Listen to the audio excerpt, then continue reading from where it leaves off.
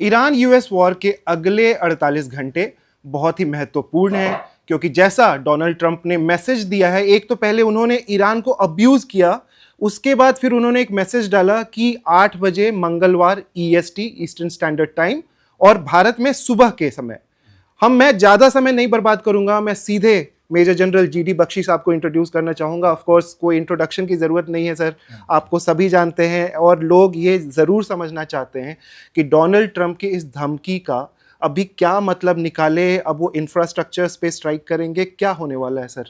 देखिए, Donald Trump इस वक्त डेस्परेट हैं। फ्रैंकली उनको ऑफ रैम्प चाहिए, क्योंकि उनको पूरा विदित हो गया है कि वो फंस गए हैं। He is in an escalation trap. Problem है उनका अहंकार, उनकी ईगो, मॉन्यूमेंटल ईगो, और नार्सिसिस्ट हैं वो। 24 घंटे टीवी पे बैठे रहना चाहते हैं। लेकिन हैरत की बात यह है कि इस वीकेंड पहली बार वो टीवी से गायब हो गए, क्योंकि वो हॉस्पिटल में अभी वो हॉस्पिटल में है सर। अच्छा, ये भी खबर है। वीकेंड पे गायब हो गए क्योंकि उस वक्त वो बैठे हुए थे और कहा जा रहा है कि एक बड़ा ऑपरेशन प्लान किया था। नाम के लिए तो वो एक पायलट को रेस्क्यू करने के लिए था, 48 घंटे का। वैसे बड़ा शानदार ऑपरेशन चला है और क्रेडिटेबल है कि वो रेस्क्यू कर पाए हैं पायलट को। लेकिन जो स्ट्रेटेजिक जो कॉस्ट पे किया है उनके, एक तो गिरा F-15 जहाज, शॉट डाउन, 2 बंदे थे उसमें। पायलट जल्दी रिकवर हो गया। जो वेपन्स ऑफिसर था लेफ्टिनेंट कर्नल, वो कोई 48 घंटे के बाद रिकवर किया हुआ। कह रहे हैं भीषण, काफ़ी बुरी तरह से घायल है। We hope he survives. और लेकिन आपका एक F-15 जहाज गिरा, एक आपका A-10 वॉर्टहॉग गिरा, ठीक है। 2 आपके जो C-130 MJ थे, जो कि मॉडिफाइड हैं फॉर स्पेशल ऑपरेशंस, बहुत महंगे जहाज, 3 मतलब कोई $300 मिलियन के 2 जहाज वहाँ वो एक डिसयूज्ड एयरफील्ड पे लैंड किए थे। उनके अंदर वो छोटे छोटे हेलीकॉप्टर ले गए थे, जो मिनी हेलीकॉप्टर, जो छोटे हेलीकॉप्टर होते हैं रेकी शेकी के लिए, जिनकी रेंज इतनी नहीं होती, उनको जहाज में डाल के वो ले गए थे। वहाँ निकाला, उनसे चेक किया। वो बंदा कहते हैं 7000 फुट के पहाड़ के ऊपर जाके छुप गया था, हालांकि घायल था, वेरी क्रेडिटेबल। और ईरान के भी फौजें उसको पकड़ने के लिए उन्होंने कि $60,000 का इनाम रखा था इसके सर के ऊपर, और वो पकड़ के ट्रॉफी एक दिखाना चाहते थे। तो अमेरिका की बड़ी एम्बेरसमेंट होती उससे। तो डोनाल्ड ट्रंप साहब बड़े कीन थे कि किसी को कैसे भी उसको निकाला जाए। सेंट्रल कमांड अमेरिका ने काफ़ी बड़ा ऑपरेशन लॉन्च किया। उसमें ये जो 2 C-130 MJ जहाज थे जो कि ध्वस्त हो गए, और उनके जो स्पेशल ऑपरेशन स्क्वाड्रन है हेलीकॉप्टर्स का, 160 स्क्वाड्रन, जो कि वेनेजुला में भी काम आया था, ये वो स्टेल्थ हेलीकॉप्टर्स हैं। तो वो मतलब पकड़े नहीं जाते रडार के ऊपर, और वो वहाँ गए, वहाँ जाके रेस्क्यू करके लाए। उनके जो सील थे और स्पेशल फोर्सेस के बंदे, वो जाके रेस्क्यू करके लाए उसको। ईरान कह रहा है साहब कि दाल में कुछ काला है। इतना सीधा एक बंदे के लिए इतना बड़ा ऑपरेशन नहीं, क्योंकि कोई वीडियो भी नहीं अभी तक दिखा पाए, कुछ भी उन्होंने दिखा पाए। ईरानियन दिखा पाए हैं जले हुए जहाज़ों का, टूटे हुए हेलीकॉप्टरों का मलबा, क्रैश वहाँ पे। Scenes are very reminiscent. याद है आपको 1980 में जिमी कार्टर ने हॉस्टेज रेस्क्यू, 58 हॉस्टेजेस को रेस्क्यू करने के लिए बड़ा भारी special forces operation Delta Force का लॉन्च किया था। कर्नल चार्ली बेकफेट उसमें इन्वॉल्व थे बेचारे। तो वहाँ भी एक डिसयूज्ड एयरफील्ड के ऊपर उन्होंने लैंड किए थे अपने जहाज़ और हेलीकॉप्टर, बड़ी भारी, कोई 8-10 जहाज़ थे वहाँ पे। और वो कन्फ्यूजन भगदड़ी में वो एक बड़ा हेलीकॉप्टर चिनूक और एक C-130 की टक्कर हो गई थी। वो दोनों वहाँ ही ध्वस्त हो गए, बाकी सब उठ के भागे वहाँ से।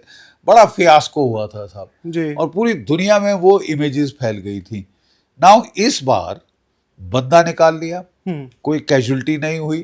रिमार्केबल ना, कोई कैजुअल्टी नहीं हुई। मतलब जहां तारीफ करने की जरूरत है, तारीफ ऑपरेशन की जाएगी। हो सकता है इस बार उन्होंने अपने एयरफोर्स डिपार्टमेंट का सुना है, क्योंकि पीट हेग्सेथ और इनकी तो जो चर्चाएं आ रही है कि वो बिल्कुल सुन ही नहीं रहे अपने फोर्सेस की। अब ये 8 बजे का जो उन्होंने ट्वीट किया या मैसेज डाला कि वार्निंग दी, उसके पहले उन्होंने ईरान को गालियां दे दी, दे आर बास्टर्ड्स। ये ऑफ कोर्स हम कैमरा पे नहीं दिखा सकते, लेकिन ये बात उन्होंने बोली।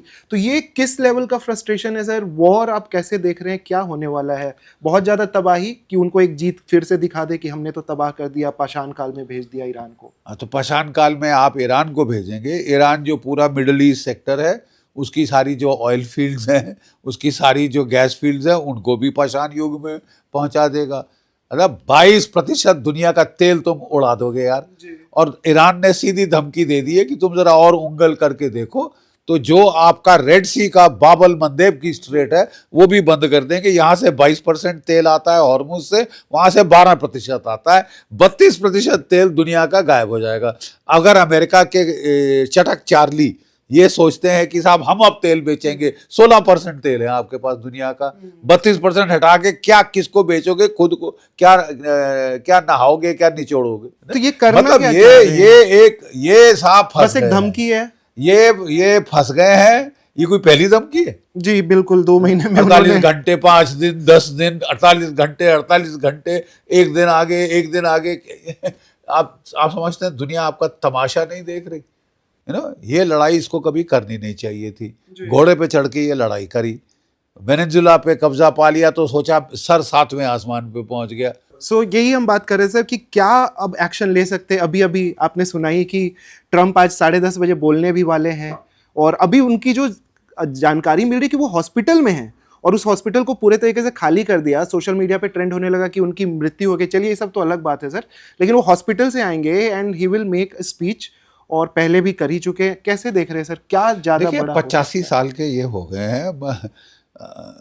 हम हर किसी की दीर्घायु की शुभकामना करते हैं, लेकिन ये काफ़ी स्ट्रेस में है इस वक्त। तो I would not this thing past. और जिस तरह से वो, मुझे समझ नहीं आया कि एक राष्ट्रपति को इतना ज़्यादा क्यों प्रेस के सामने डेली बेसिस पे आने की ज़रूरत।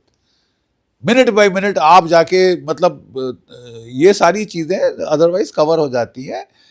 वेरी स्ट्रेटेजिकली इंटरवीन करते हैं टॉप लेवल के, जब कोई खास बड़ी बात होती है। ये 24 घंटे ये टीवी पे बैठे रहते हैं, ऐसे पॉइंट। बड़ा शौक है अपनी शक्ल देखने का टीवी के ऊपर। आधा टाइम तो ये टीवी पे रहते हैं, आधे से ज़्यादा। जी, ठीक है। और उस बड़बोलेपन में ये बड़ा चतुर समझते हैं अपने आप को, कहते हैं कि साहब कोई मेरे गेस नहीं कर सकता कि मैं अगला क्या करने वाला हूँ। साहब आपको मालूम है कि आप क्या करने वाले हैं? दुनिया तो अब ये सवाल कर रही है कि भैया आप you are sounding irrational and insane. जी बिल्कुल, फ्रांस ने आगे आके बोल दिया कि ये तो बिल्कुल ही इरेशनल और इनसेन साउंड कर रहे हैं। और सारे यूरोपीय देशों ने बोल दिया, हर किसी को लात मारते हैं। सबसे ज्यादा जो दोस्त हैं इनके अमेरिका के, सबसे ज्यादा लाते हैं उनके लिए रिजर्व्ड है। यूरोप के बुरे हाल कर दिए, उनके लीडरों को ऐसा जलील किया है कि वो भी अब तंग आके, कोई हद होती है ना जलील करने की, वो तंग आके उन्होंने बोला तू जा भाड़ में यार, ऐसी की तैसी में जा। जापान को पकड़ के उसकी प्राइम मिनिस्टर बेचारी बिठा के उस महिला को ये पर्ल हार्बर की बकवास करना शुरू कर दी। ये he is out of his mind. देखिए मैं फिर एक बार बेटा समझाना चाहता हूँ कि what is at stake. Please समझिए। देखिए हमारे यहाँ एक तबका है, कह रहा था डोनाल्ड ट्रंप बड़ा स्ट्रांग है, देखो कैसे मसल दिया वेनेजुला को। उसी तरह ये मसल देगा वेनेजुला के बाद ईरान को, फिर ये क्यूबा पे चढ़ जाएगा साहब, फिर ये ग्रीनलैंड पकड़ लेगा, फिर ये कनाडा पकड़ लेगा। ये तो साहब उभरती शक्ति है, नया बेसरताज बादशाह है दुनिया का। इसके पांव पकड़ लो, चूम लो, पंगा मत लो भाई इससे। ये ऐसा डरपोक तबका भारतवर्ष में है जी, महिमा मंडन करने वाले। मैं शुरू से कह रहा हूं साहब कि देखिए ये निर्णायक युद्ध होगा 21वीं सदी का। ये युद्ध फैसला करेगा कि क्या दुनिया वापस यूनिपोलैरिटी की तरफ डोनाल्ड ट्रंप की दादागिरी से धकेल दी जाएगी या एक मल्टीपोलर वर्ल्ड ऑर्डर उभर कर आ जाएगा सशक्त रूप से। इसमें हम काफी बात कर सकते हैं और इसमें ये हो रहा है। देखिए ये प्लीज मुझे कोई ये जी। कहने दीजिए, ये बहुत जरूरी है, लोगों को समझना जरूरी है। लोग हैरान हो रहे थे कि मैं क्यों ईरान का पक्ष ले रहा हूं। मैं ईरान किसी का पक्ष नहीं ले रहा, मैं आपको बता रहा हूं कि जा किस तरफ रही है दुनिया। इसी जब लड़ाई शुरू होती है, तो जब मैं एमओ डायरेक्टरेट में था तो हम लोगों को पूछा जाता था, हाँ भाई किस तरफ जाएगी, सब लोग उस तरफ जाना चाहते हैं जहां जीत होगी। जी जो पिटने वाले हैं, हारने वाले, उनके साथ थोड़ी ना कोई जी सहानुभूति दिखाता है, अनलेस आपके बड़े भारी इंटरेस्ट जी इन्वॉल्व हो। ठीक है, तो हम जो है, हमारे यहाँ अंदाज लगाया गया कि साहब वेनेजुला के बाद तो अमेरिका की तो कोई सानी नहीं, मिसाल नहीं, एकमात्र शक्ति है, सुपर पावर है, तुमको मसल देगा इंडिया वालों, तो अष्टांग हाथ जोड़ के लेट जाओ। अबे तुम लेटो, ऐसे लेटने वाले भारत में कोई कमी नहीं है। तभी तो 250 साल अंग्रेज राज कर गए, 40,000 हमारे ऊपर जी, कि साष्टांग दंडवत कर दो साहब, बड़ी ताकत है। अरे हिजड़े हैं साहब ऐसे लोग। और हुआ क्या है, ईरान, मैं शुरू से कह रहा था कि साहब आप ईरान को अंडर एस्टिमेट कर रहे हैं, you are seriously underestimating Iran. और ईरान के पीछे है रूस, ईरान के पीछे है चीन, ईरान के पीछे है नॉर्थ कोरिया, क्रिक उसको बोलते थे, China, Russia, Iran, north Korea, ये क्रिक इन द नेक बन गई है। वो बोलते हैं ना, गले में दर्द शुरू हो गई साहब, यहाँ पे जो होती है जब ज्यादा टेंशन हो जाती है। ठीक है, उसने क्या दिखाया है, ये एक मिडिल ईस्ट ये एक मिडिल पावर थी, ये एक थर्ड वर्ल्ड पावर, ये ब्रिक्स का मेंबर है ईरान जी, आप ब्रिक्स के प्रेसिडेंट हैं जी। ठीक है, तो दुनिया बड़ी उम्मीद से आपकी तरफ देख रही है, पूरी थर्ड वर्ल्ड देख रही है, आप स्पोक्समैन हैं ग्लोबल साउथ के, और आप चुप्पी साध के बैठ गए हैं। हम लोग, मुझे समझ नहीं आ रहा क्यों, लेकिन शायद ये सोच रहे थे कि अमेरिका बिल्कुल जीत जाएगा, इजराइल भी है। ये तो एक स्ट्रेटेजी थी ना सर, स्ट्रेटेजी तो यही थी कि 2 दिन में, ये तो एक अंदाज था ना कि ये तो 2 दिन में वॉर खत्म होगा, लोग आ जाएंगे, 48 घंटे में लड़ाई की खत्म हो गई होगी, आयतुल्ला को मार डाला, 48 टॉप कमांडर मार डाले, रोज एक दो कमांडर टपका रहे हैं, और ये भी बोला तो ये खत्म हो जाएंगे साहब, बस आप गिरे गिरे गए गए गए। मैं शुरू से कह रहा था साहब, कौन गया किधर गया जी। और माफ कीजिए, जो मेरा अंदाज था, शायद मैं I can say in all humility कि वो 16 आने सच बैठा जी, बिल्कुल, ठीक है? बिल्कुल। और एक थर्ड वर्ल्ड कंट्री ने, अमेरिका जैसी सुपर पावर इजराइल के साथ जो मिलकर हमला कर रही थी जी, उसको नाको चने चबा दिए हैं साहब। 37 दिन हो गए, लड़ाई खत्म होना तो अब दरकनार और भीषण होती जा रही है। अच्छा, आप लड़ने का शौक फरमाते हैं, लड़ो मरो यार, लड़ो मरो, हमें तो बख्श दो ना जी। हमको तो आप दोस्त कह रहे हो, अमेरिका कहता है हमारा दोस्त है भारत, और वो हमारे पिछवाड़े में आग लगाता है। ठीक है जी। और वहाँ इजराइल तो खैर बहुत घनिष्ठ मित्रता है, साफ कहना पड़ेगा, हर लड़ाई में हमारा सपोर्ट किया है, इसलिए हम लोग भी अब बड़े असमंजस में थे, क्योंकि ईरान भी हमारा ठीक रिश्ते थे। बिल्कुल। अरे भाई, सेंट्रल एशिया में जाने के लिए किसने आपको रास्ता दिया? ईरान ने। अफगानिस्तान में जाने के लिए किसने रास्ता दिया? ईरान ने। छाबहार का पोर्ट किसने दिया? ईरान ने जी। तो फिर कैसे कह रहे हो कि वो भी हमारा दोस्त है? ठीक है साहब, और हमको अपने राष्ट्रहित देखने हैं ना साहब। अमेरिका के राष्ट्रहित के लिए हम कोई 51st स्टेट तो नहीं है अमेरिका की। बिल्कुल। हम अभी हम कॉलोनी नहीं बने हैं, हालांकि कई लोग बनवाना चाहते हैं, हरामखोर जिनको आदत है चाटुकारिता की, है कि तलवे चाट के साहब दिल नहीं भर रहा। वो 75 साल से अंग्रेजों के तलवे श्वेत लोगों के नहीं चाहते। वो obsession with the white skin अभी गया नहीं भाई। वो व्हाइट स्किन करते करते बस ये दंडवत करो साहब, वो ये करो, लड़ो नहीं, रूस को मारो लात, मार के देखो कहां से तेल आ रहा है। 90% तुम्हारा तेल अब वहां से आएगा अगर इस तरह चलती रही बात। गैस भी वही देने को तैयार है, वो आपका ट्राइड एंड टेस्टेड फ्रेंड है। नहीं साहब, अमेरिका, ट्रम्प बड़ा स्ट्रांग है, इसको मारो लात, हम ईरान को खत्म कर देगा इजराइल, हम भी मिल जाएंगे उसके साथ, उसकी बैंड वैगन पे चढ़ जाएंगे। बीच का रास्ता नहीं हुआ है, नहीं हुआ। यथार्थ पे जाइए, wake up please, plan on actuals, not your subjective fancies and imagination. लेकिन सर, जैसे पाकिस्तान ने कोशिश की और उनकी बहुत बेइज्जती भी हुई कि हम पीस टॉक्स कराएंगे जी अपनी कंट्री में, ना कोई आया, ना पीस टॉक्स हुए, कुछ भी नहीं हुआ। भारत भारत के पास सर, जैसे आप बोल रहे ब्रिक्स के हम प्रेसिडेंट हैं, ईरान हमारी सुनता, यूएई बार बार हमें बोलता रहा कि आप क्यों नहीं आ रहे, आप आइए, आपकी बात सभी सुनेंगे, तो हम क्यों नहीं, अपने में कॉन्फिडेंस मुझे नहीं है साहब हमें? बिल्कुल समझ नहीं आया है। मैंने सोचा था कि हमारे इतने अच्छे रिश्ते हैं जी इजराइल के साथ।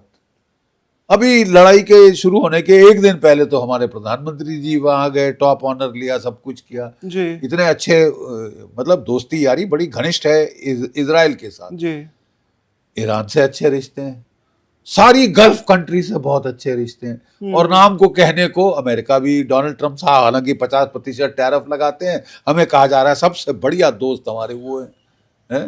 अब कई चीजें, अब मैं माफ कीजिए, मंदबुद्धि हूँ, सैनिक हूँ, नहीं मुझे सर, समझ आपको नहीं सुनना आती, चाहते हैं सभी। नहीं मुझे समझ नहीं आती शायद। तो हमने सोचा था साहब कि इस वक्त अगर एक देश है विच इज वेल प्लेस्ड कि वो शांति वार्ता शुरू कराए और ये तमाशा खत्म कराए, वो है भारतवर्ष। जी ठीक है, लेकिन जब हम लोगों ने ये सुझाव दिया भी टेलीविजन पे, तो वहां से जवाब आया कि हम कोई ब्रोकर नेशन नहीं है। साहब मेरा सिर्फ, हाँ मैं नाचीज हूँ, है कोई, मुझे तो फौजी हूँ, मेरे केवल देश की रक्षा ही मुझे आती है। लेकिन मुझे एक चीज दिख रही है कि हर दिन जो ये लड़ाई चल रही है, जी हमारे देश का भारी नुकसान और क्षति हो रही है। 50% तेल गल्फ से आता है, 60% गैस गल्फ से आती है, जी 32% फर्टिलाइजर गल्फ से आता है। बिल्कुल। और फर्टिलाइजर इस वक्त फसल बोने का टाइम है, आपकी ग्रीन रेवोल्यूशन हो गई खत्म। ग्रीन रेवोल्यूशन की बुनियाद क्या है? ड्वार्फ व्हीट वैरायटी, नई राइस की स्ट्रेन और अमोनियम नाइट्रेट, यूरिया। जी कहाँ है यूरिया? मैं कुछ प्लान सुन रहे सर कि नाइजीरिया से भी आएगा, लेकिन अभी लोग शायद नहीं ये साहब, प्रॉब्लम नहीं समझ पा रहे, नहीं साहब, क्योंकि अभी डायरेक्ट हिट उनको दिख नहीं रहा। लेकिन रियलिटी तो ये है सर कि वो प्लांट्स अगर डिस्ट्रॉय हुए हैं और जो 40% अपनी कैपेसिटी में काम कर रहे हैं, 45% आपकी तो नेचुरल गैस कहाँ से आ रही थी? क्वातार से। अगले 5-6 महीने बहुत सीरियस, 5-6 महीने छोड़ दो बेटा, मैं कह रहा हूं कि वो 5-6 साल वो प्लांट नहीं आएगा। तो गई तुम्हारी 45% गैस। जी ठीक है, अब यहां से लाओगे, वो सब बड़ी अच्छी बात है, किस कीमत पे लाओगे? महंगाई बहुत ज्यादा। देखिए साहब, मैं प्लीज समझिए, ये सिंपल मैथ्स, एक फौजी, गणित मेरी स्पेशलिटी नहीं है, लेकिन सिंपल मैथ्स मैं समझा दूं। जी ये बहुत अच्छी बात है कि हम कहें कि India is an ocean of energy security. ये किनके वक्तव्य हैं? हमारी ऑयल मिनिस्ट्री के। मैं दाद देता हूं उनकी कॉन्फिडेंस को, और ये वो बहुत अच्छी बात है, होना चाहिए, तभी लोग आश्वस्त रहेंगे। जी। लेकिन इतना भी नहीं बोल देना चाहिए कि जो हम करने, सर आप कह रहे हैं India is an island of energy security. Simple fact is कि 90% आपकी एनर्जी बाहर से आ रही है। तो व्हाट एनर्जी सिक्योरिटी? आपके पास थोरियम की रेत है, उससे आप न्यूक्लियर पावर पैदा कर सकते हैं। क्यों नहीं पैदा करी अभी तक? क्यों आप डिपेंडेंट है बाहर वालों पे? वो करो यार, अब स्टार्ट कर दो। जी देर आए दुरुस्त आए, अब तो कर दो कि हमें बाहर पे डिपेंडेंट नहीं रहना चाहिए। फ्रांस ने 75% अपनी एनर्जी न्यूक्लियर की है। जी बिल्कुल। Why can't you do it? आपकी थोरियम की रेत से आप निकाल सकते हो साहब, जो रेत केरला में है। जी अब आप अभी करें साहब, नहीं तो मैं बता रहा हूं साहब, देखिए, खैर वो तो बात की लंबी दूर की बात है। लेट्स गेट बैक टू जो प्रेजेंट करंट सिचुएशन। जी प्रेजेंट पे आ जाए। हर एक दिन जो लड़ाई चल रही है, आपकी खाट खड़ी होगी। मैं समझाता हूं। पहले हम तेल रूस से $50 प्रति बैरल, $60 प्रति बैरल ले रहे थे, डिस्काउंट प्राइस दे रहे थे बेचारे। ठीक है, फिर आपने बोला हम तो ये तो मर गए हैं, रूस तो खत्म हो गया है, चढ़ती उभरती ताकत, चढ़ता सूरज है, डोनाल्ड जे ट्रंप जूनियर। वाह वाह, क्या सूर्य चमका है आसमान में। तो मारो लात रूस को, ये तबका कह रहा, मारो लात रूस को, छोड़ो जो पुराने टेस्टेड ट्राइड फ्रेंड है। ना ना ना, ये डोनाल्ड ट्रंप है जो विजेता ही है, विजेता तेरा रह गया, तुम्हारा विजेता। और वहां उस रूस से जो आपका ट्रस्टेड फ्रेंड था, आप जो आप तेल खरीद रहे हैं, कितने डॉलर पे है? $148 प्रति बैरल। उसने कहा वाह बेटा, तुम हमको लात मारोगे, तो जरा ये जो मार्केट प्राइस है वो दे दीजिए, मार्केट प्राइस दे दीजिए 100। जो तेल $60 प्रति बैरल का अब आप ले रहे हैं, वो कह रहे नहीं साहब हम तेल आना बंद नहीं करेंगे। Very good, at what price? You see, energy security is not access to oil and gas, जी it is at also at what price you are getting it ना। बिल्कुल बिल्कुल, आप उसको लाने में कितना प्राइस खर्च कर रहे हैं, सब वॉलेटिलिटी कुछ। क्या है। जी अब आप देखिए, आपका फॉरेक्स रिजर्व है 700 अरब डॉलर। हर महीने जो ये लड़ाई चलेगी, आपको 20 या 30 अरब डॉलर का नुकसान होगा केवल प्राइस से। आपकी जो इकोनॉमी का फोरकास्ट है, सुन जी। लीजिए, आपकी जो इकोनॉमी का फोरकास्ट है वो था 7 से 8%। गोल्डी लॉक्स मूवमेंट कहा जा रहा था। हमारी इकोनॉमी गैलप कर रही थी, दौड़ रही थी, दौड़ रही थी साहब, best performing economy in the world. ये हमारे दोस्तों ने, जी नाश होए इनका, ऐसे दोस्त हो तो, अमेरिका ने, और बड़े हैरत की बात है कि इजराइल भी बिल्कुल परवाह नहीं कर रहा कि हमें क्या नुकसान होगा। ठीक है, आपने हमारी इकोनॉमी को, जो गोल्डमैन सैक्स है उसका क्या एस्टिमेट है कि आपकी इकोनॉमी कितने % पे ग्रो करेगी, अब 7 पे 8 पे जो जा रही थी, 5.9 से 6.1%। अब देखा, इकोनॉमी जो सबसे फास्टेस्ट ग्रोइंग इकोनॉमी का ये नुकसान ये हो रहा है। लड़ाई चले जा रही है और हम कह रहे हैं हम थोड़ी ना कुछ करेंगे, हम कोई ब्रोकर है। लेकिन आप ब्रोकर नहीं हो साहब तो फिर ठीक है, दो पैसे और खिलाओ और लड़ाई को जाने दो, ताली बजाओ। ये आम लोग कैसे समझेंगे सर कि कितना बड़ा इंपैक्ट होने वाला, इन्फ्लेशन किस लेवल पे जा सकता है, ये शायद लोग समझा नहीं पा रहे हैं। या अरे साहब, अमेरिका के अंदर इन्फ्लेशन देखिए, अभी आप कॉस्ट ना बढ़ाएं जी क्योंकि इलेक्शन है, लेकिन आपको at some point in time, जहां इलेक्शन खत्म होती है, कॉस्ट चढ़ जाएंगे, लोगों के पेट पे लात लगनी शुरू होगी, छोटी मोटी बिजनेसेस तबाह हो जाएंगी, छोटे मोटे रेस्टोरेंट ये वो जो गैस पे चल रहे थे उनका क्या होगा साहब। आप देखिए, और जो वर्कर आए हुए हैं जो सस्ता खाना खा सकते थे, अब वो तो कोविड जैसी हाल हो, वो जाना शुरू कर चुके हैं, घर जाना शुरू कर चुके हैं साहब। तो ये कह देना कि हमारा कुछ नहीं होगा, हम बिल्कुल एनर्जी सिक्योरिटी हम ले लेंगे, प्रॉब्लम यह है एट व्हाट कॉस्ट जी। और कॉस्ट बढ़ा तो आपकी इकोनॉमी को चोट, सीधी चोट।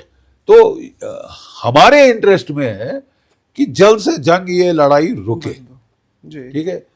तो अब हमको, और अगर आप बोलेंगे तो दुनिया आपकी वाह वाह करेगी, बोलेगी। और अमेरिका से वो कर्नल मैकग्रेगोर आया, मिलिट्री एक्सपर्ट जो डिफेंस मिनिस्ट्री को उनकी गाइडेंस देता था, वो कह रहा था भाई मोदी जी है एक जो कर सकते हैं, जिनमें स्टैंडिंग है ग्लोबल, लेकिन हम पिछलग्गू बन रहे हैं कि भाई वो ब्रिटेन ने बोला कि 30 देशों की कॉन्फ्रेंस होगी गल्फ ऑफ हॉर्मुज पे, ठीक है, तो हम फट से वहां जाके हम भी आ रहे साहब, आपके साथ आ रहे हैं।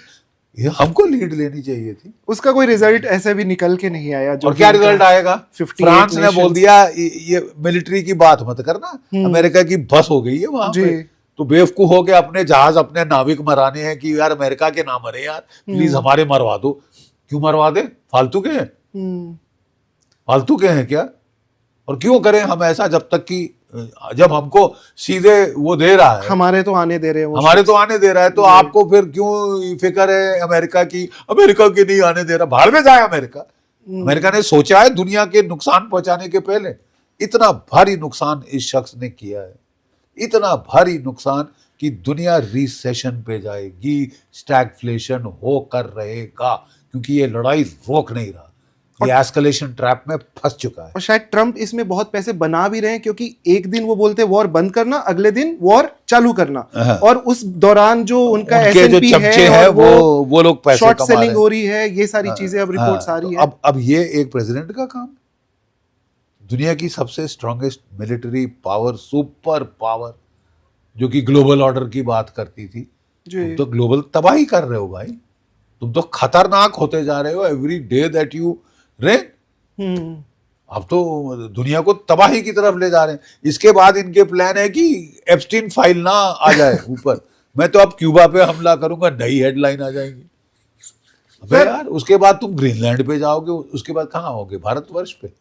सर थोड़ा सा दर्शकों को ये समझा सकते हैं कि अब चलिए 38 दिन का तो बहुत बड़ा मेस ऑलरेडी है, अब भारत को क्या करना चाहिए? एस जयशंकर जी ने फोन भी किया ईरान को और आज उनकी बात हुई, लेकिन अब भारत के पास क्या क्या रास्ते हैं, या क्या हम कर सकते हैं कि थोड़ा तो कुछ हम बचा सके अपने लोगों को? देखिए, ये लोग घबरा रहे थे कि कोई हमारी सुनेगा नहीं जी। इस वक्त ऐसा चढ़ा हुआ है खून आंखों में कि ना इजराइल हमारी सुन के रोकेगा, ना अमेरिका रोकेगा, और ना ईरान रोकने को तैयार है, ना झुकने को तैयार है। बहुत अच्छी बात है यार, he is giving a fight for the third world. अब अमेरिका किसी अश्वेत देश को, सोचेगा, थर्ड वर्ल्ड के देश को हाथ लगाने के पहले 10 बार सोचना पड़ जाएगा साहब, क्योंकि लेने के देने पड़ गए उल्टे बांस बरेली को।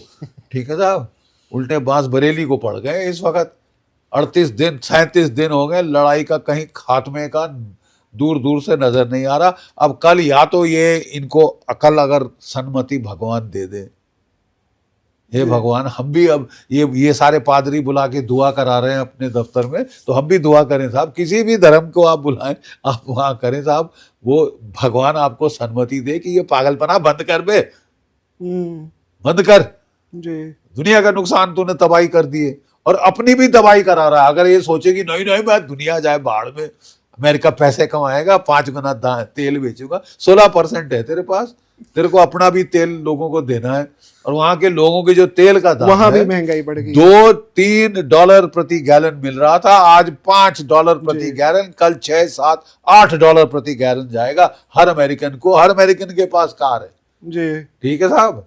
और जब उसके पेट पे लात लगे, फूड प्राइसेस चढ़ी जा रही है, इन्फ्लेशन वहां पे बढ़ी जा रही है, 4.5% पे पहुंच गई है, 6% तक जाएगी साहब कम अज कम जी। ठीक है, आप हाल लगाएं कि अमेरिका में मिड टर्म इलेक्शन होने वाली है। डोनाल्ड ट्रंप, तू मिड टर्म इलेक्शन तो भूल जा मेरे भाई। और पूरे अमेरिका में प्रदर्शन हुए हैं, कहते हैं यार कोई 90 लाख 9 मिलियन लोग, 9 million people were out on the in every single state of America. 50 state है, वो हर स्टेट में, हर काउंटी में जी प्रदर्शन हुए हैं। ये तो शुरुआत है, अभी इसने रोक लगा रखी है, चाबी लगा रखी है, यूनिवर्सिटीज में प्रोटेस्ट नहीं होंगे। ये तो असली प्रोटेस्ट तो वहां पे होते हैं, वहां भी फैल जाएगा। जब अमेरिकन बॉडी बैग्स आने शुरू हो जाएंगे, जब आप तमाशबीन की तरह अपनी फौज को झोंके जाएंगे, जबकि आपको सारे जो लड़ाई के तजुर्बेकार जनरल, वो रैंडी जॉर्ज को उठा के सैक कर दिया, वो आपका सबसे अनुभवी जनरल था, लड़ाई देखी हुई जनरल। ये लेफ्ट हैंड सल्यूट वाले, देखिए फौज में 2 किस्म के जर्नैल होते हैं जी। एक होते हैं राइट हैंड सल्यूट वाले, एक होते हैं left hand salute. Okay, left hand salute वाले वो बड़ी चतुराई से निकल जाते हैं, जहां कोई लड़ाई जाना है, जंगे मैदान जंग जाना है, तो पतली गली से वो दिल्ली की पोस्टिंग, मुंबई की पोस्टिंग ले लेते हैं। और फिर जाके जब वो टॉप पे बन जाते हैं, तो फिर वो क्या करेंगे, yes yes yes sir, 3 bags full sir करते हैं, मरा देते हैं अपनी देश को, अपनी फौज को। ये अमेरिका में अब ये हालत हो रही है कि जो अच्छे जर्नैल हैं, राइट हैंड सैल्यूट वाले, उनको आप सैक करे जा रहे हैं। 3 जर्नैल अभी सैक किए हैं, टोटल 12 से ज्यादा जर्नैल सैक कर दिए।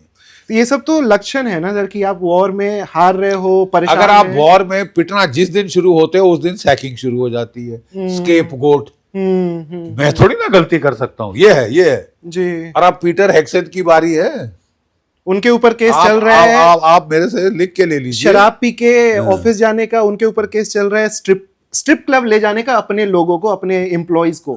तो वो तो है सर। लेकिन डोनाल्ड ट्रंप के पागलपन की हम बात करें, पर्ल हार्बर का हम बात कर रहे थे सर, क्या वो इतने भी पागल हो सकते हैं क्या कि इनकी इज्जत इतनी खराब, इतनी पलीद हो चुकी है कि वो एक छोटा सा कंट्रोल्ड न्यूक्लियर स्ट्राइक भी कर सकते हैं? बार बार वो दुनिया को याद दिला रहे हैं वर्ल्ड वॉर की और इन सब, वो सब ठीक है। वर्ल्ड वॉर में केवल आपके पास न्यूक्लियर वेपन थे, अब रूस के पास आपसे ज्यादा वॉरहेड है, चीन के पास अलग कोई 1000 के करीब वॉरेंट पहुंच गए होंगे, 500 तक आ गया था, वो बढ़ा रहा है जबरदस्त आर्सेनल। नॉर्थ कोरिया के पास है, ये है, दुनिया के 9 देशों के पास न्यूक्लियर बॉम्ब है। तो आप जरा अजमा के देखो, आप समझते हो रूस और चीन बैठ के बीन बजाएंगे? बीन बजाएंगे वो मैं कह रहा हूं कि कल परसों अगर ऐसी कोई हालात होती है, उनको सिर्फ इतना करना है, अपने जहाज, अपने फाइटर वहां उतार दें, चल बेटा लगा, मार के देख ले, तेरे को भी इतना लड़ने का शौक है तो तू मार के देख ले साहब जरा, ठीक है। और थर्ड वर्ल्ड वॉर आप शुरू कर देंगे, आपका पागलपना वहां पे अंत होगा। मैं नहीं समझता कि इनमें न्यूक्लियर बॉम्ब चलाने की हिम्मत है। हाँ, इजराइल अगर बहुत प्रेशर में आ जाए तो वो कर सकता है। मैं सिर्फ इतना बोलूंगा कि ये कोई चुंटा मुंटा देश नहीं है जी। ईरान ये यूरोप के साइज का देश है, 93 अरब मिलियन लोग हैं वहां पे साहब, ठीक है, तकरीबन 1 अरब के पास वहां जी। की आबादी है, पहाड़ी इलाका है। जी। वहां आप 1 2 3 बॉम्ब डाल दो, कोई खास आप समझो कि ईरान मर जाएगा, देश होगा ना, नहीं कुछ होगा। और ईरान के पास 450 रेडियो एक्टिव यूरेनियम है। यूरेनियम 450 अगर वो किलो, जी। उसके डर्टी बॉम्ब बना के भी इजराइल में ठोक दे हम्म। तो ईरान, इजराइल की बहुत छोटा, प्रॉब्लम जी। उसकी उसकी कमजोरी क्या है? बहुत छोटा साइज, बहुत कम आबादी। जी। और अगर वहां ऐसा हो गया तो आप तो अपने देश को तबाही की ओर ले जा रहे हैं। तो मतलब देखिए, हमें बड़ी हैरत एक बात की, हम इजराइल की मिलिट्री फौजों की प्रोफेशनलिज्म की बहुत इज्जत करते थे। जी। मोसाद उनकी शायद दुनिया की best intelligence agency, how could they go so wrong About the assassination and then having the protest. about the assessment of Iran's power and Hmm. resilience? जी। यू कांट, आपको दुश्मन का अंदाज होना, ये तो परमो धर्म है साहब। सही अंदाज के बगैर आप अगर अटैक करेंगे आपको नुकसान होगा, फेल हो जाएंगे आप, and you can't afford to fail. जी। यू आर, आपके देश खतरे में आ जाए। बिल्कुल। तो ये तो, अगर कोई कहे कि फेलियर नहीं है तो फिर साहब आपकी आंखें नहीं आलू हैं। दिख नहीं रहा क्या? हम अंधे हैं? हम लोगों ने भी तो 37 साल फौज में झक नहीं मारी ना। और मैंने भी राइट हैंड से ही सैल्यूट किया है साहब। जी। 5 बार युद्ध के मैदानों में गया हूं मैं। बांग्लादेश से शुरू किया था 71 में एज अ मेजर, पंजाब में काउंटर टेररिस्ट ऑपरेशन किए थे, कर्नल मैंने कारगिल में लड़ा था, उसके बाद मैं फिर किश्तवाड़ में तकरीबन 3 साल काउंटर टेररिस्ट ऑपरेशन किए, और आखिरी में जब मुझे जर्नल बनाया तो 2 साल रजौरी पुंछ की मैंने खाट खड़ी करके आया हूं। वहां से सब ठीक करके आ गए थे, वहां से फौजें हटा ली। पुंछ गया हूँ सर मैं, पुंछ घूमा मैं बॉर्डर पे। आपने देखा है वो मैं उस दिन था जिस दिन अभिनंदन को रिलीज किया जा रहा था रात को, और हम लोग वहां थे और लगातार फायरिंग्स हो रही है, मतलब बॉम्बिंग्स की आवाज आ रही है। तो the excitement you feel as a journalist. लेकिन हाँ, वहां पे लोग तो मैं कह रहा हूँ कि साहब हम लोगों ने भी युद्ध देखा है जी, और साफ विदित था यार कि यहाँ प्रॉब्लम होने वाली जी। अब किस तरह से बताया अपने लोगों को? फिर बोले अबे तेरे को क्या पता, हम सूरमा है तो लड़ लो यार। इस वाले लड़ाई से सर भारत, क्योंकि भारत पाकिस्तान तो लगता है कभी भी हो सकता है, कल ही धमकी आई कि कोलकाता उड़ा देंगे जी, हम उड़ाना चाहते हैं। तो ये भारत को क्या सीखना चाहिए इस वॉर से sir? Because this is one of the most historical Wars. Bharat को ये सीखना चाहिए कि अब पाकिस्तान सर्वनाश की ओर जा रहा है। आप उसको धक्का थोड़ा सा और देना चाहते हैं? मेरे इससे उपयुक्त टाइम नहीं होगा। और मैं पाकिस्तान के पागल लोगों को ये बोलना चाहूंगा कि जब गीदड़ की मौत आती है वो शहर की तरफ भागता है जी। सियार जो होता है ना, वो शहर की तरफ आता है, ठीक है। और इस वक्त सबसे बड़ी कमजोरी है पाकिस्तान की इकोनॉमी, वो तबाह हो रही है। और वहां के लोग प्लान बना रहे हैं कि हम टेररिस्ट इंसिडेंट करेंगे और बोलेंगे नहीं नहीं नहीं, इंडिया ने अपनी जेल से निकाल के टेररिस्ट निकाल के भेजे। वो पहले से वो कवर करने की कोशिश कर रहे हैं, क्योंकि ये आसिम मुनीर ये एक दूसरा पागल है, एक ट्रम्प, वो बोलते हैं ना चोर चोर मुसेरे भाई है? ये इनकी जो इतनी पटती है डोनाल्ड ट्रम्प की और ये मुल्ला मुनीर की, वो इसलिए कि तुम एक जैसे चट्टे कट्टे एक ही डाल के, वो क्या बोलते हैं, ये उल्लू है, उल्लू। एक ही शाख के उल्लू है, बिल्कुल एक जैसी सोच है, तभी तो एक दूसरे से लिपट रहे। और तुम लिपट रहे हो एक डूबने वाले बंदे के साथ जी। ठीक है। और मैं तो इनको बोलूंगा कि अभी भी संभल के रहो, नहीं तो इससे अच्छा मौका एक फौजी लिहाज से आप पाकिस्तान को खत्म करने का दूसरा नहीं। आप अगर होते major general and you had the decision making, आपके पास अपॉर्चुनिटी होती सर, मेजर जनरल के तो पास नहीं आती, मैं वो जी जी जी, देखता but chief of staff for example कुछ भी हाँ। लेकिन एक आपकी स्ट्रेटेजी क्या होती अगर आप भारत मतलब अटैक करो, खत्म करो इसको इसी दौरान, कि दुनिया में तो ऐसे ही हम बर्बाद तो हो ही रहे एक तरीके से बिकॉज ऑफ दिस वॉर, तो व्हाई नॉट? अभी इकोनॉमी ठीक है, अभी तक पूरी ढली नहीं है। 700 अरब डॉलर आपके पास फॉरेक्स है जी, ठीक है, तो जो भी हथियार खरीदने खरीद लो जी। मेरी बड़ी अच्छी नसीहत, इसके पहले कि ये खा जाए हमारे पैसे, तेल लेने में ही, खरीद में वो पक जाए, जो रफाल लेने ले लो, Su-57 लेने ले लो, तैयारी कर लो, अपने खूब सारे ब्रह्मोस बना के बैठ जाओ, तैयार हो जाओ साहब। ये कभी भी कुछ भी हो सकता है, माहौल ऐसा है, ठीक है। शांति की जहां बात करनी है तो हम करते नहीं, और हम यूक्रेन पहुंच जाते हैं कि यूक्रेन के हम रुकवाएं, कि हम वहां लड़ाई रुकवा दें कि साहब वहां हमारा कुछ नहीं जा रहा। सीधी बात, मेरे को हमको अपना देश दे जी, ठीक है ना। औरों के साथ जाके गले लग जब भी लग सकते हैं, कोई बड़ी बात नहीं, लेकिन सर्वप्रथम भारत के राष्ट्र हित जी, सर्वोपरि। और राष्ट्र हित हमारा इस वक्त इसमें है कि यह लड़ाई जल्द से जल्द खत्म हो। जो हम कर सकते हैं, हम अब पिछे लगू ना बने, आप ग्लोबल लीडर बने जी, और आप हैं ग्लोबल लीडर जी, बस सर, दुनिया आपकी सुनेगी अगर आप जोर से आवाज उठाएं और बोले साहब बहुत हो गया। लेकिन वो मौका निकल नहीं गया सर, बहुत लेट नहीं हो गई कि अभी भी है ये मौका, हम फिर से। It's never too late. लड़ाई खत्म हो गई क्या? जी, अभी भी लड़ाई खत्म हो गई क्या? पाकिस्तान सक्सीड हो गया क्या? बेइज्जती करा ली। वो है ही बेइज्जती के लायक, तो फिर और क्या होना था जी। वो अमेरिका के डिसेप्शन प्लान में फंस गए। वो उन्होंने बोला कि अच्छा ये हमारी हेल्प करने की कोशिश कर रहा है, 10 जहाज छोड़ दिए उनके, हमारे आज तक छोड़े हैं 7 जी।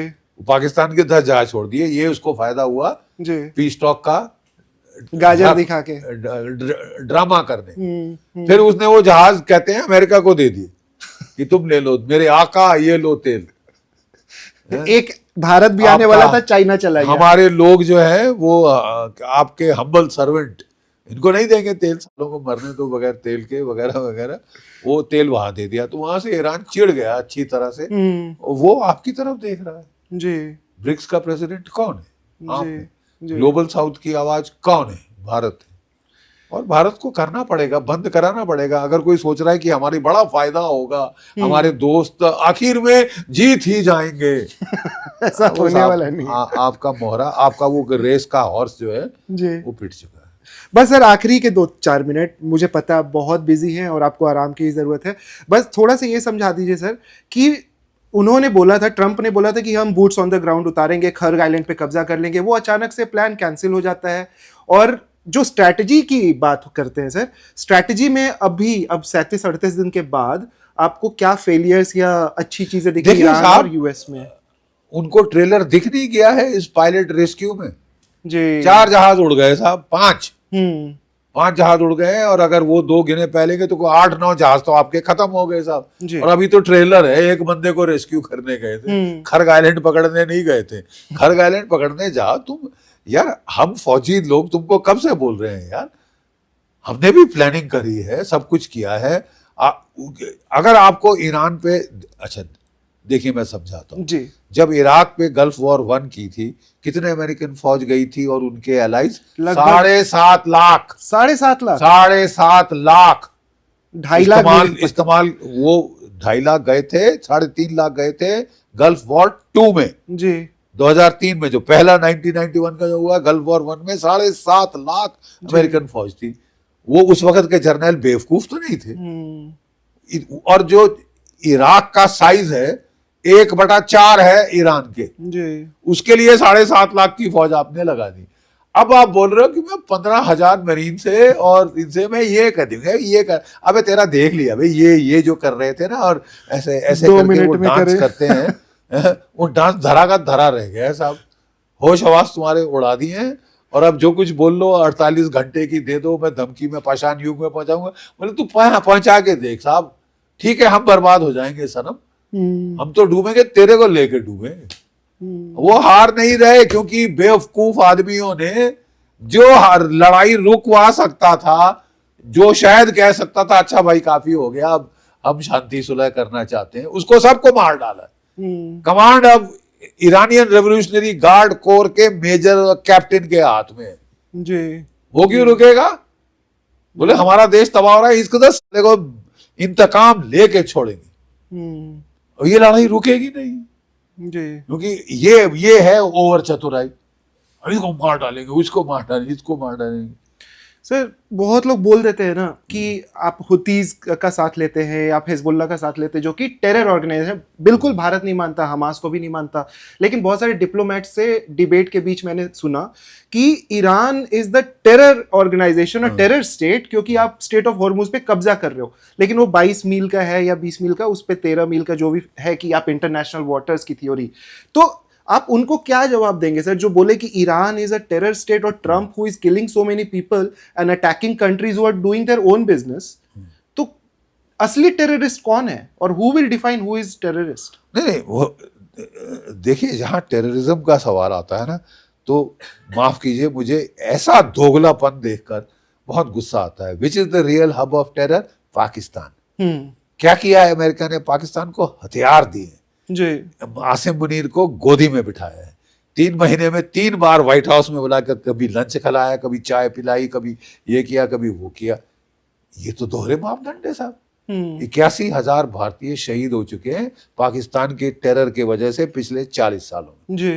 वो या तो गली के कुत्ते हैं डोनाल्ड ट्रंप के लिहाज से, या नाली के कीड़े हैं, मर गए तो मर गए, मेरे को कोई फर्क नहीं पड़ता। श्वेत थोड़ी ना अश्वेत है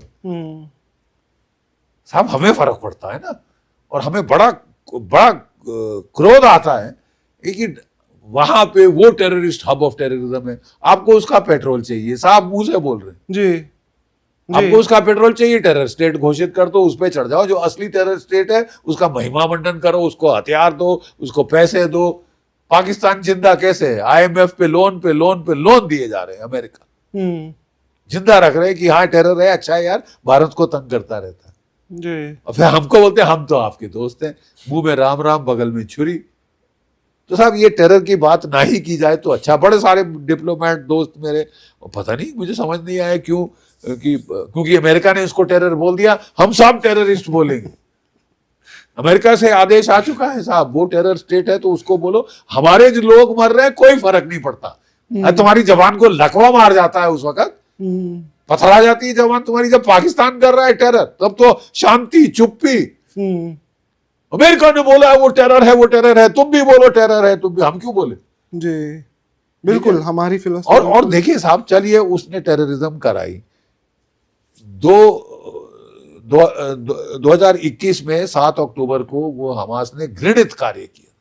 किसी कोने से कोई दुनिया का देश उसको सपोर्ट नहीं, और हमने उसकी कंडेम किया, ये किया। और हमने पूरा, जब इजराइल ने पलटवार किया, 2 साल मारा हमास की ऐसी तैसी कर दी। फिर उन्होंने हिजबुल्लाह को मारा, ऐसी तैसी कर दी 2024 में जी। फिर हौती पे चढ़ गए ये लोग मिलके, उसकी ऐसी तैसी कर दी। ठीक है, लगे 3, 4, 5, 6 महीने, लेकिन उन्होंने भी अच्छा जवाब दिया। काफी नुकसान वापस उन्होंने भी कर दिया, बट ऐसी तैसी।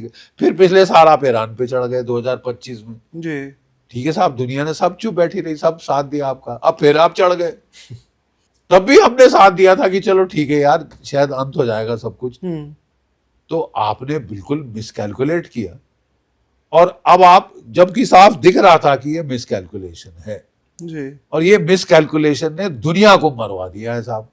हाँ। लेकिन आप दिखा रहे हैं कि मेरे को कोई परवाह नहीं, मैं एक शौक फरमाता हूं लड़ने का, 1 महीना और लड़ूंगा, ईरान को तबाह करके छोड़ूंगा। बोले ठीक है सनम, हम आपको भी तबाह करके छोड़े।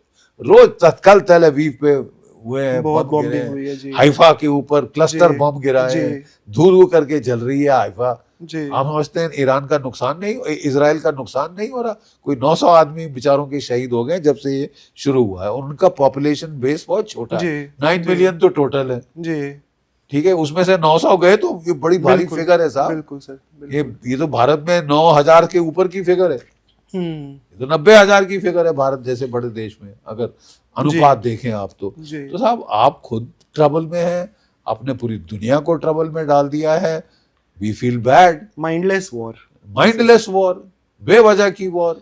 लेकिन अब और अब आप खत्म कर दो ना यार। नहीं साहब, जो भी बात करेगा हम उसको तो मार डालेंगे। हम स्पेशलिस्ट हैं मर्डर में, तो करे जाओ मर्डर और लड़े जाओ। आप समझते हैं आप पे फूल बरस रहे हैं? नहीं, लड़े जाओ, बड़ा शौक है लड़ने का, लड़े जाओ, शौक फरमाते हैं साहब। तो करो लड़ाई, लड़ो मरो, हमें तो बख्श दो ना आप। हमने तो कुछ नहीं किया आपका, हम तो आपके दोस्ती जताई है यार। हमारे से अच्छा दोस्त कोई नहीं है। There is no place in the world where Jews feel safer बिल्कुल। Then in India. बिल्कुल आते हैं उनके बच्चे यहाँ हिमाचल प्रदेश घूमते हैं, गोवा जाते हैं, बिल्कुल अच्छा उनको रेस्ट मिल जाता है यहाँ पे। जी। तो साहब अब हमारा अगर आप नुकसान करेंगे तो फिर हमें भी सोचना पड़ेगा यार कि you have to be mindful कि मेरे दोस्तों को क्या हो रहा है। लेकिन इजराइल अभी इतना ज्यादा दिक्कत में है कि वो नहीं उलझ सोच गए पा हैं, रहे हैं। उलझ जी, गए हैं, जी जी जी उलझ गए हैं। और फिर वही गलती होती ना, फिर एक बारी आदमी फंस जाए एस्केलेशन ट्रैप में जी। तो निकलना बड़ा मुश्किल। दलदल में आप फंस जाओ, जितने हाथ पैर ज्यादा मारो और अंदर जाओगे। अब दलदल में फंस गए। बस यही है सर आखिरी सवाल कि अब आपको क्या लगता है ये वॉर कब खत्म होगी? ये कैलकुलेशन तो हम जानते हैं कब मिसाइलें खत्म होंगी, लेकिन ट्रंप ने जिस प्रकार से अभी कल का मैसेज, आज ही का मैसेज और फिर उनका मैसेज 8 तारीख वाला 8 बजे वाला, कब देखते हैं सर इस वॉर को खत्म होते हुए और किसकी देखिए, तरफ? जब ट्रंप साहब को समझ आ जाएगा कि ये महज पागलपना है, व्हेन इट गेट्स इनटू उनकी बुद्धि में घुस जाए कि दिस इज मैडनेस। अब जितने अच्छे जर्नल सैक कर लो, यस सर 3 बैग्स फुल वाले ले आओ, वहां अपने दफ्तर में ला के रख लो, अपने को चमचों से सराउंड कर दो। तो हमारे यहाँ एक बड़ी अच्छी कहावत है, निंदक लागे राखिए। जी जब भी आप बड़ी ओहदे पे पहुंच जाते हैं जी। तो आपकी जो ईगो है वो 7वें आसमान पे पहुंच जाती है। ना कोई था ना कोई है मेरे जैसा, है तेरे सिवा, मैं दुनिया का बेसरताज बादशाह, मेरे हर शब्द से फूल बरसते हैं। दुनिया उनको बटोरने के लिए हाथ खोड़ के खड़ी हो जाती है। आप you are wrong sir, Donald sir, you are wrong. You need to listen to your generals and admirals. Any date that you can give for this war to end, or it will be like Russia Ukraine continuous for a while and Trump will leave? मुझे Russia Ukraine दिख रहा है। और Trump जी अपना निकल जाएंगे Gerald Ford ये वो लेके। ज्यादा होगा तो ट्रंप जी ने वहां भी, अब देखिए खुंदस आ रही है इजराइल के ऊपर। बहुत सारे अमेरिकन कह रहे हैं कि हमारी लड़ाई नहीं है जी, हमको फंसाया गया है इस लड़ाई में। इनने बोला था 48 घंटे में खत्म हो गया। साहब वाह वाह वाह वाह के आप वो बोके बटोरते रहना, आपको तो बड़ा फायदा करा देंगे साहब। फायदा शायद है तो तबाही देखिए साहब। अभी भी समझ आए, देर आए दुरुस्त आए। हम यही कह सकते हैं ना, क्योंकि वो बोले कि प्रिडिक्शन आप कर सकते हैं उस इंसान की जो कि रैशनल है, जो रैशनैलिटी पे चलता है। तो तुम रैशनल, मैं रैशनल, तो मैं प्रिडिक्ट कर सकता हूँ। अगर तुम खास शरेआम पागलपने पे आ जाओ तो पागलपने में क्या रैशनैलिटी? कुछ लोग बोलते हैं वो तो उनकी स्ट्रैटेजी है, ये पागलपन दिखाना। देखिए, कैलकुलेटेड इरैशनैलिटी ये न्यूक्लियर युग में प्रैक्टिस की जाती थी। क्यूबा की मिसाइल क्राइसिस पे जो निकिटा क्रुश्चेव था, जब वो यूएन सिक्योरिटी काउंसिल में गया, उसने उतारा अपना जूता और टेबल पे मारना शुरू कर दिया जी। इसका मतलब कैलकुलेटेड रैशनैलिटी है, कैलकुलेटेड रैशनैलिटी, इरैशनैलिटी। लेकिन डोनाल्ड ट्रंप की तो कैलकुलेटेड इनसैनिटी का ड्रामा कर रहे हैं कि मैं पागल हूं, मैं कुछ भी कर सकता हूं। साहब, पागल आदमी को बंद करना पड़ता है, कोट में जो पीछे बंद होता है ना वो पहनाना पड़ता है जी। अब दुनिया कब अमेरिका आपको पहनाएगा? अमेरिका के लोग ही पहना सकते हैं। एप्स्टीन फाइल हो सकता है दब जाए तो ये वॉर भी बंद हो जाए जिस प्रकार से पागलपन दिखा रहे हैं। एप्स्टीन फाइल तो बिल्कुल दब ही गया, कोर्ट में हियरिंग्स। अमेरिका एक डेमोक्रेसी है, वहाँ डेमोक्रेट्स भी बैठे हैं और ये तभी वॉर पे वॉर कर रहे हैं क्योंकि वो एप्स्टीन फाइल को ऊपर आने नहीं देना चाहते।